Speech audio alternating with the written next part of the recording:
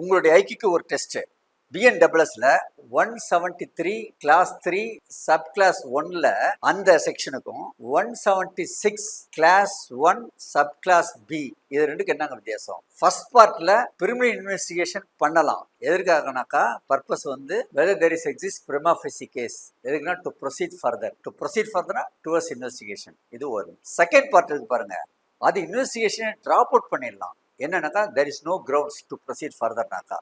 இதுக்கு ரெண்டுக்கு என்ன வித்தியாசம்னா, ரெண்டு ஏரியாவுமே நீங்க எஃப்ஐஆர் போடுறது போட்டுடணும். ஃபர்தரா ப்ரொசீட் பண்ணோம் அப்படின்னாக்கா பிரைமா ஃபேசி கேஸ் இருக்குதா 14 days டைம்குள்ள நீங்க ஒரு முடிவு எடுக்கணும். அது என்னன்னாக்கா உங்க அவைலபிள் மெட்டீரியல்ஸ், நீங்க இன்வெஸ்டிகேஷன் ஏரியாவுக்கு போக தேவையில்லை, இருக்கிற அவைலபிள் மெட்டீரியல்ஸை வச்சு அதை முடிவு பண்ணிக்கலாம். இது நம்பர் 1.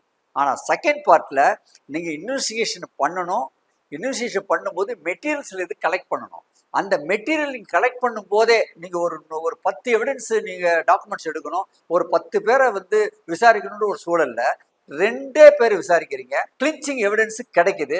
ஸோ அந்த லெவல்லையே இது ப்ரொசீட் பண்ண வேணான்னு முடிவு பண்ணிட்டா அதை ட்ராப் அவுட் பண்ணலாம். இதுக்கு தான் இது ரெண்டுக்கும் உள்ள வித்தியாசம். நன்றி, வணக்கம்.